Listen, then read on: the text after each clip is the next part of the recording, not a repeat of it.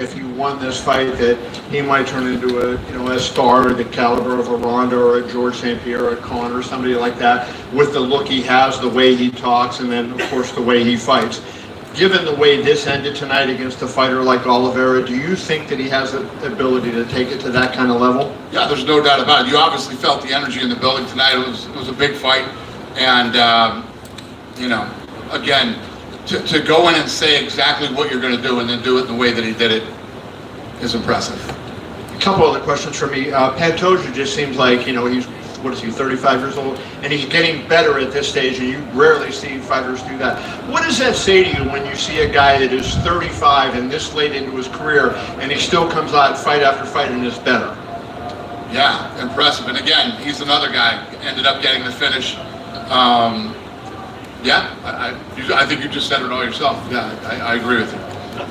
And then just wanted to ask you about the fight between Joshua Van and Royval. That might have been in the top 10 fights in UFC history. I mean, that certainly was an amazing brawl. What was your take? Yeah, I agree. And literally there were texts flying around from the truck and me and the matchmakers, and basically going in the beginning of the third round, they had already, broke into the top 10 all time for significant strikes. And I think they ended up at 3 all time, and crushed the record in their weight division, and they broke another record too. So the other thing, I'm gonna pay Royval his win money.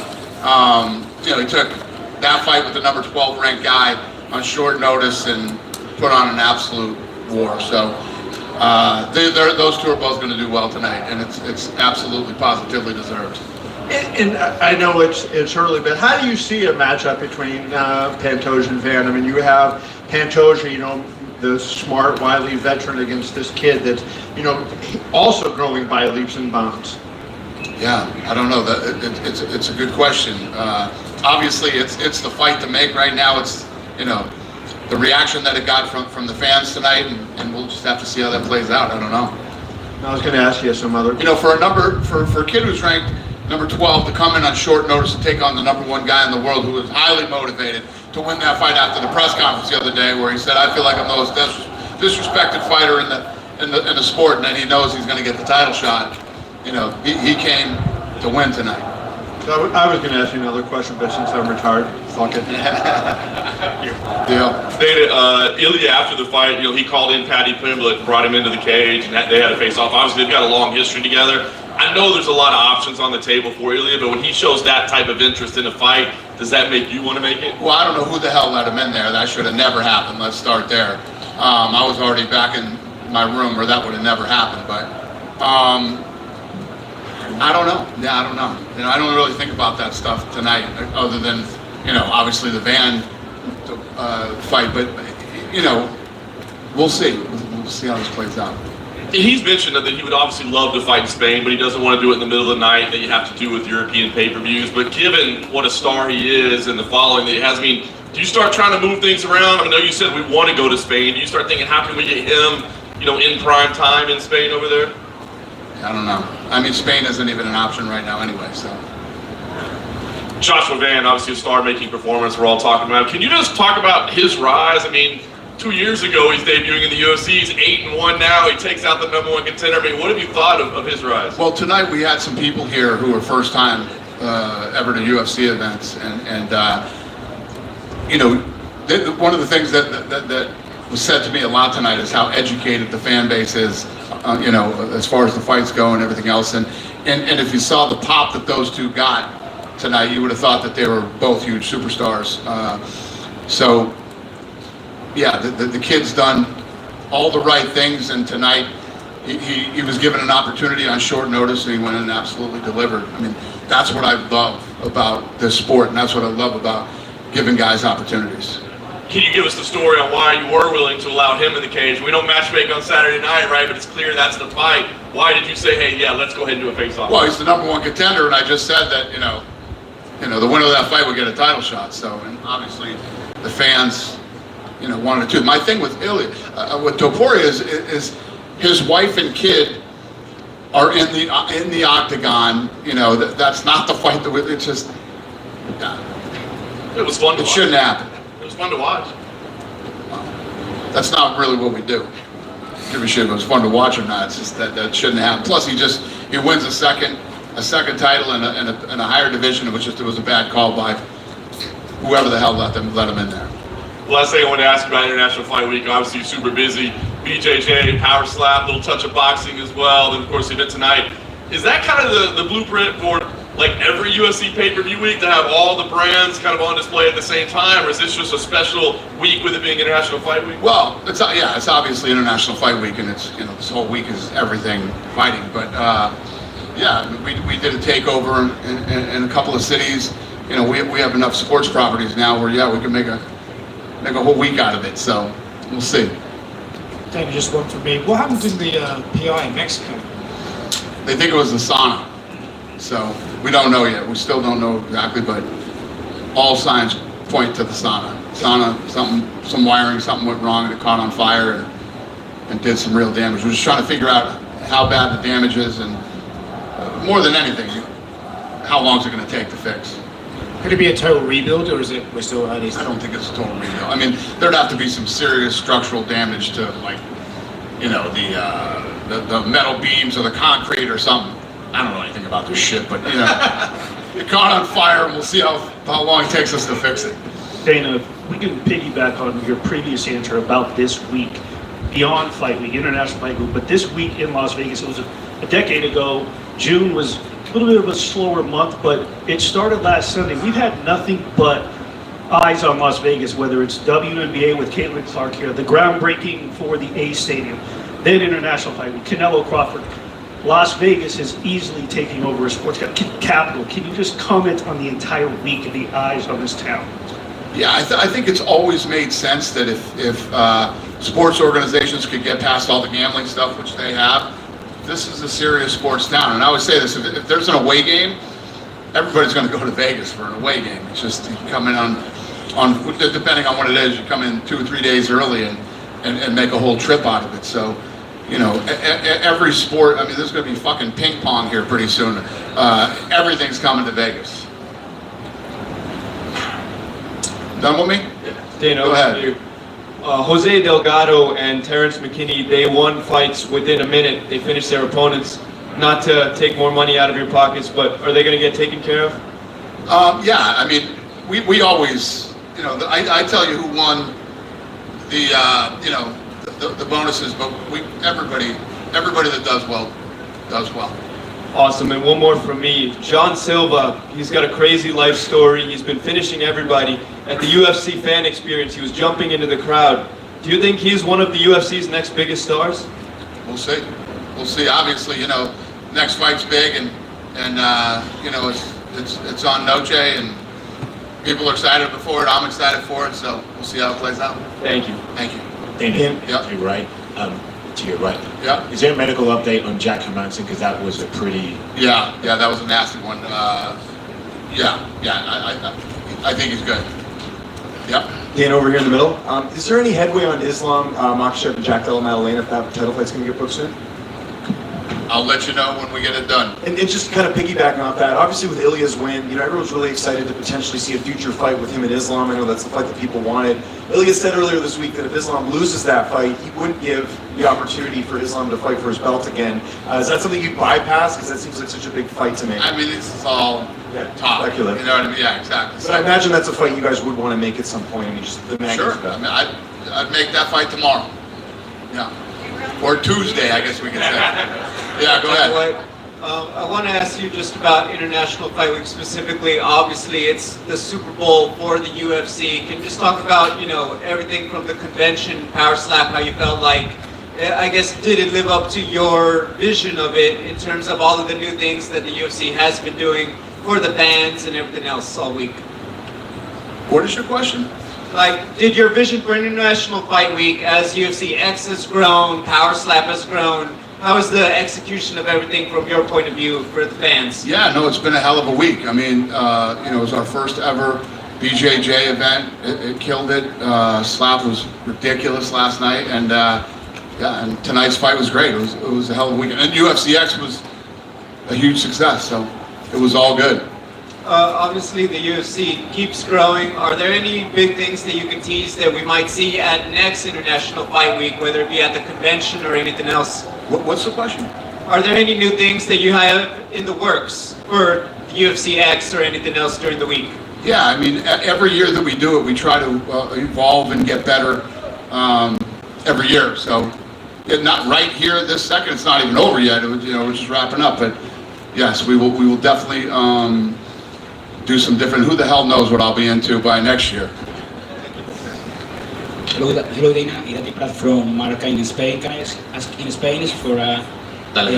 Quería preguntarte por la figura de Ilia Topuria. Tengo los números de cómo de seguida ha sido la pelea, ha sido a las 6 de la mañana en España y los números son equiparables a un partido del Real Madrid, el mejor club del mundo, un partido de Rafa Nadal, uno de los mejores atletas de la historia del deporte, una carrera de Fórmula 1. Me gustaría saber qué significa eso para vosotros, para la UFC, que sea un atleta tan importante, una superestrella en España y a nivel mundial. Gracias. Just wanted to ask about this personality and the status of Ilia Topuria, because we have the numbers right now. The fight was at 6 a.m. in Spain, and it had numbers comparable to Real Madrid, greatest club in the world, Rafa Nadal, a great start in tennis, even Formula One races. How do you feel about the way that Ilia has taken things by storm?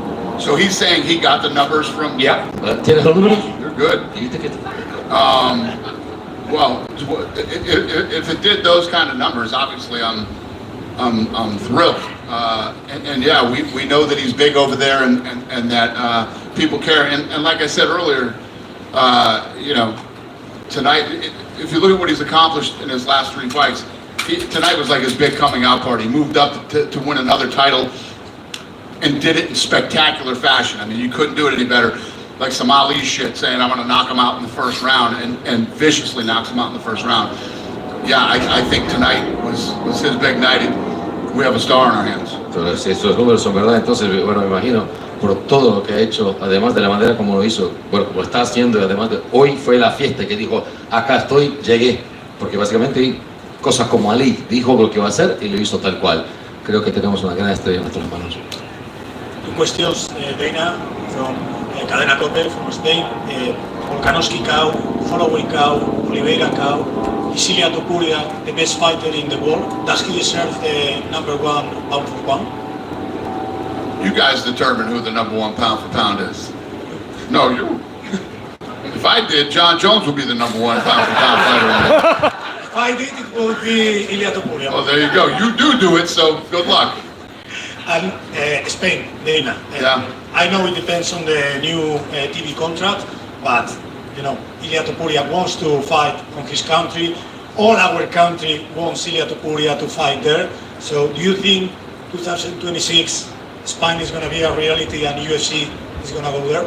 It is the goal. It's what I mean, we've been trying to get into Spain for a while here, but yeah, hopefully, that's what I want to do. We'll see if we can get it done.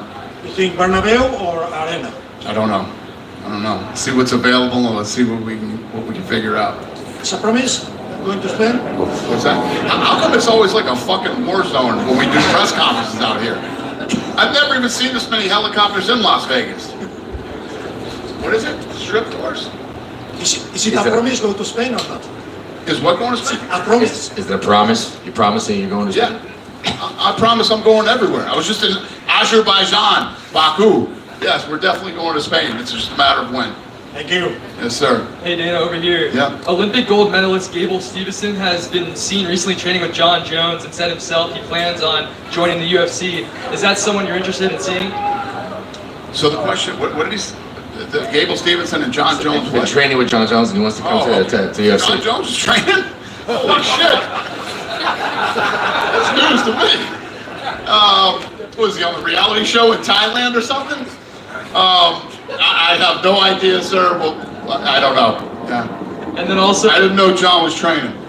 And then also, from brutal knockouts to crazy submissions, do you believe UFC 317 goes down as one of the best cards of all time? Thank you. Dana, down here to your right again. Since you brought him up, down here. Yeah. Since you brought up John, I don't know if you. I didn't bring John up. You did. Oh, okay, fair enough. He gave you a layup. I don't know, did you see his series of tweets over the last few days inferring that basically he told you guys that he was retired last November and that your efforts to make the Aspinall fight were basically futile? It's not true. Okay, I thought. Yeah. Is that what you wanted to ask me? Well, yeah, that's what I wanted to ask you. But what do you make of him coming out and saying contrary to what you said? I don't know. I'm telling you the truth. Believe who you want to believe. I don't know how to respond here, but no, thank you. Yep. We know a lot of the talent nowadays stems from the Contender season. You were mentioning a couple of days ago that we perhaps could see double the episodes on the new TV deal with Contender Series. So when you talk about that, do you envision maybe extending the current run we're on Contender Series, or maybe doing like another season like in the winter and spring and then the fall one that we have right now? We're talking about Contender? Yeah. Extending it? Yeah, because you said we could perhaps see maybe double the amount of Contender Series we see now under the new TV deal. Let me tell you what about the Contender Series. I do it 365 days a year if there was enough talent. So, as long as there's a big enough talent pool, I'll do it every week, forever. I love it. Yep. Right in the middle, Dana. What's that? Straight back in the middle. Hi. Hi there. You had Canelo and Terrence Crawford here for a press conference this week. What's it been like for you to get to see that fight come to fruition, given your boxing background? A lot of people don't understand, like, that you come from boxing. Yeah, no, it's awesome. I mean, like I said, leading up to, the press conference and at the press conference, for this to be my first fight to remote is incredible. I just think that there was always some weird shit from the press, like, does this fight and does Terrence Crawford's 19-0 in title fights, and he's undefeated, and it's gonna be a fun fight. And the only reason this fight's even happening is because of, the stuff that they're doing in Saudi Arabia and the kind of money that's flying around right now. So anybody who's even remotely a boxing fan should be fucking pumped out of their minds right now that these are the type of fights that are going to happen. I know he's got like 18 months of fights that he's got lined up, he being Sheikh Turkey. So yeah, it's fun, it's exciting, and I'm looking forward to it. Hi, Dana. It's possible to ask in Spanish. Ilia Topuria siempre habla de que es un peleador que representa la nueva generación de peleadores en la UFC. Obviamente han pasado muchas leyendas por la compañía, pero parece que él es algo único, un peleador que nunca hemos visto, que domina todas las áreas del juego. Y él siempre lo dice, ¿no? Que es un peleador único. ¿Compartes tú esa opinión? Porque al final tiene 28 años. Parece que aún no ha entrado en su prime físico. ¿Dónde le ves al techo a Ilia Topuria? Ilia Topuria has said that he represents a new generation of MMA fighters, and many legendary fighters have been around the block. But this seems to be a guy who's complete, he's getting the results, and he's only 28 years old. Where do you rank him right now in that situation? I mean, is he really coming, I'd like to know your opinion, as the face of the new generation of MMA? Yeah, like I said tonight, I mean, he's solidified himself tonight as a superstar. If you look at the 3 knockouts that he's coming off over absolute legends, I mean, I would have to agree with him. Creo que estoy de acuerdo con él porque se ha puesto en una posición muy sólida de la manera como ha hecho. Mira contra 3 leyendas, contra quien ha peleado y con knockouts. O sea, creo que estoy de acuerdo con él. Thank you. Thank you. Dan, yeah. With Armin Sarukian weighing in as the backup, is he getting back in the good graces with you and the... Well, it's not about getting back in the good graces. It's about, the guy had the opportunity to fight for a title and didn't make weight. It's just, I mean, you couldn't fuck up anything worse than that. But he proved, now that he's not fighting for the title, and he was here as a backup fighter, he made weight, so it's definitely a step in the right direction. And staying in that division, Justin Gaethje said that if he doesn't get a title shot, that he'd be thinking about retiring, and that he's basically inferring that you guys owe him a favor for him stepping in for UFC 300. I just wanted your thoughts on that. Listen, everybody has